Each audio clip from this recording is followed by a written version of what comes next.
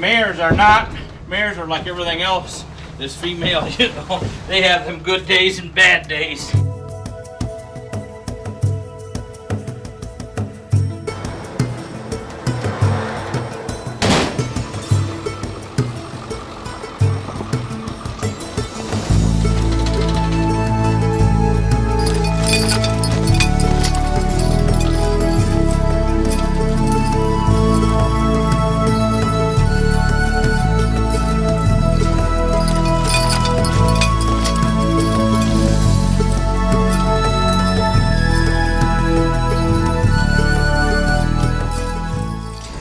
I started logging pretty much the end of 87, 88, first part of 88, and I started logging up in Wolverine, Michigan, and then I moved down to Fremont for a few years and farmed with the horses and did some logging, and then 5 years ago we moved here to Walkerville, and I just log and have a harness shop now.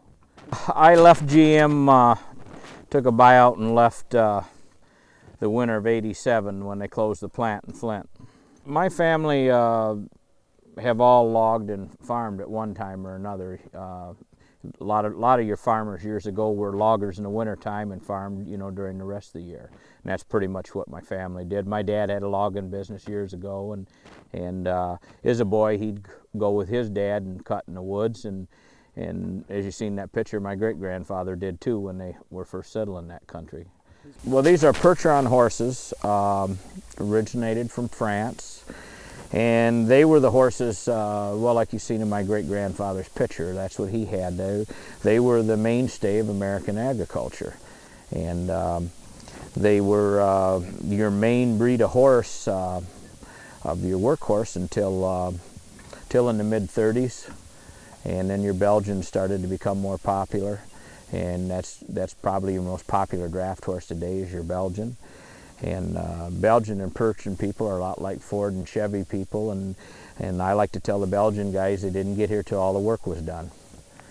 And that usually gets them fired up.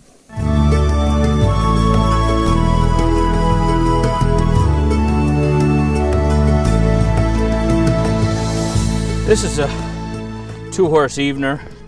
And those were skidding tongs that I put on there, and that's, you know, 100 years ago you'd have seen a guy using skidding tongs, only they'd have been made by a blacksmith.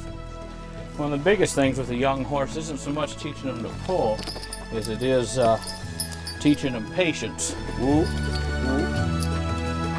whoop, whoop. You can see what I mean.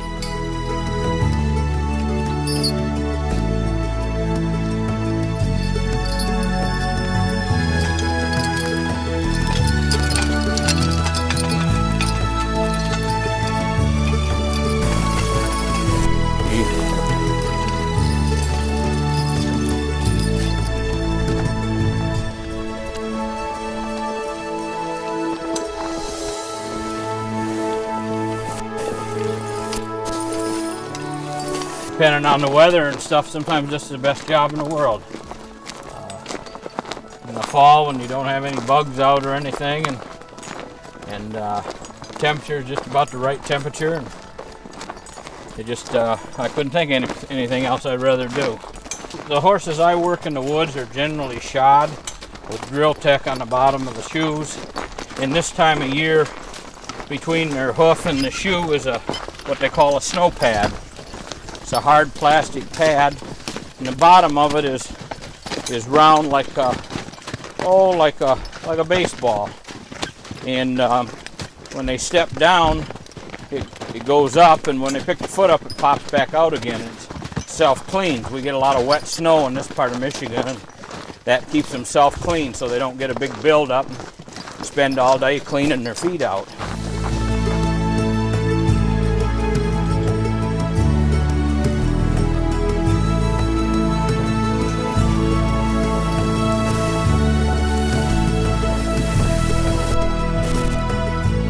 There is a little one, and it's too small to take other than for firewood, and the bottom's been damaged. The bottom foot's been damaged by a skidder, and the tree's ruined from the previous logging crew. Now over here on the right, we have a tree that's not quite the size you want to harvest yet, but we're going to take it because the bottom 2 feet, there's more skidder damage.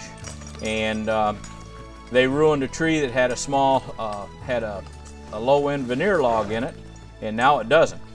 And it's all because of the previous logging crew. And they cost this landowner thousands of dollars instead of making him money by doing a good timber management thing. Most people come and buy timber, they buy it standing on the stump. And what I do is I work on a percentage and go by the scale and grade method, where I lay everything out in rows, then I bring a veneer buyer in, then I bring a sawmill in afterwards. And so the landowner can be there if he wants, gets copies of the tally sheets, and the more money I make for him, the more money I get. And so nothing's hid, it's all right there where he can see it. And also when you buy on the stump, you either pay too much or don't pay enough, because you can't see what's inside that tree. And when they're all laid out in logs, you can. There will probably be roughly 300 logs here at the end of next week, and that's when I'll have a sale. And the landowner has copies of everything and is paid before anything leaves his property. And what I found is that's the fairest way for the landowner and me as the logger. Whoop, whoop. Always a lot more work this time of year. Whoop. Step up. Step. Sparky. Sparky, step up. Whoop. Whoop. Whoop. Gee.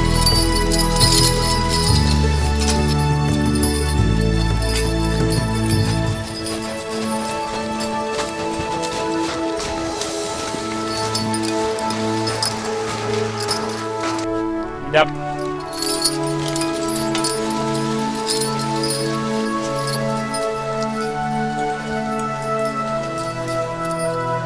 Woo! You can see it's a lot more work in this kind of snow.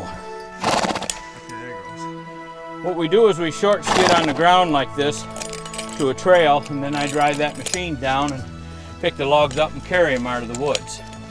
And it does less damage to the ground and to the trail and everything else, because there's no drive tires on that machine that I pull with the horses.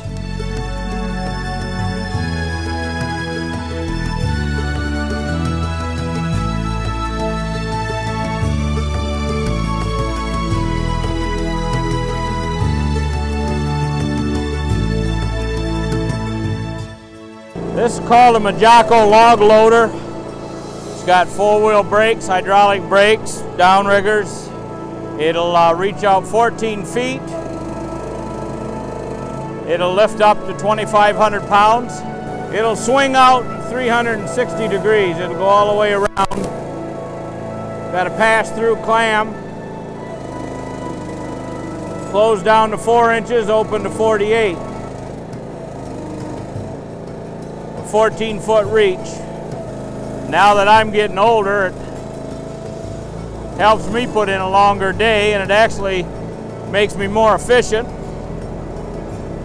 and does less damage to the woods than skidding on the ground. I had a forester come in and mark my trees. He was going to do it, and I didn't like what he did. You know, he took it was marking smaller trees and stuff. So a friend of mine had Rick do his woods, and he recommended me talking to him. And I kind of like horses and stuff anyway, and so it worked out really well. And he come in and looked at it, and when you deal with horses, you don't have any damage with your trees, the small trees, and stuff that where when they come in with machines, they just run over stuff and stuff like that. And so I just thought it'd be a lot better to do it with the horses. And you have to be price competitive. You know, you can say, well, I do a better job with the horses and less damage, but you still got to pay as much for the timber. And today, your high quality hardwood timber in Michigan here is at a premium. Timber is going good in Michigan. I think that it's starting to change. The large tracts of timber are hard to come by, and so logging is getting smaller. probably in the not too distant future, you'll see more smaller outfits, and it'll be more like urban logging, where they'll do little patches here and there. Horse logging is becoming more and more popular because of the smaller tracts of land, and they're owned by private landowners, and now they're starting to, you know, they don't want the place to look a mess, and so they're electing to have it done with horses. It's something that I do. I think it's something that's not done in the industry. Most of the guys, if a sawmill comes in and buys this, he'll hire a jobber. And the faster, the jobber's paid by the thousand, the faster he can get tear through this, the more money he made. They've already paid for the timber. There's no reason for them to learn and go through that. Where me, that's the reason that I'm price competitive, because I get everything out of it that I can. And what I do is I market the timber, because I'll have at least 2 different buyers in here. This business in Michigan, it's not regulated at all. And so